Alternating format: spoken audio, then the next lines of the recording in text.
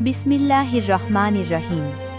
আমাদের চারপাশে ছড়িয়ে থাকা প্রতিটি রং, প্রতিটি উপাদান, প্রতিটি ক্ষুদ্র সৌন্দর্য সবই আল্লাহ তাআলার এক অপরূপ সৃষ্টি। কখনো কি ভেবে দেখেছেন এই প্রকৃতি, এই আকাশ, এই আলো, এই ফুল আর ফল, এর মাঝেই লুকিয়ে আছে আমাদের প্রকৃত প্রশান্তির চাবিকাঠি? পবিত্র কোরআনে আল্লাহ তাআলা আমাদের প্রশ্ন করে বলেন, তোমরা তোমাদের রবের কোন কোন নেয়ামতকে অস্বীকার করবে? সূরা আর রহমান।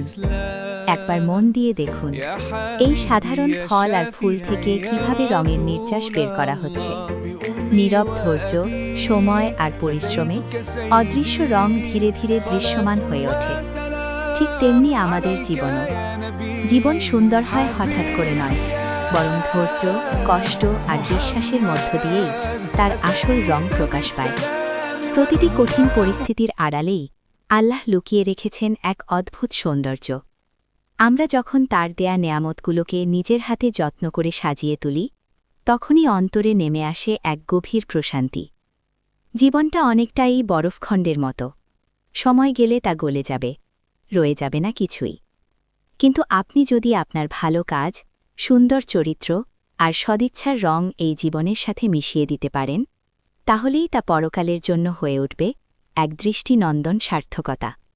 মনে রাখবেন, প্রকৃত শান্তি বিলাসিতায় নয়, প্রকৃত শান্তি লুকিয়ে আছে আল্লাহ শুকরিয়া আদায় এবং তার সৃষ্টির সেবায়। আপনি যেখানেই থাকুন না কেন, আপনার ভালো কাজের মাধ্যমে অন্যের জীবনে রং ছড়িয়ে দিন। এটাই হবে আপনার জন্য প্রকৃত শান্তির বার্তা।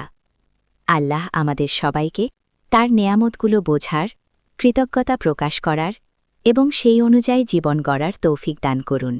আমিন। আল্লাহুম্মা আমিন। হে আল্লাহ, আমাদের হৃদয়কে শান্তি দাও, মনকে স্থিরতা দাও এবং আমাদের জীবন আনন্দ ও ভালোবাসায় ভরিয়ে দাও। আমিন।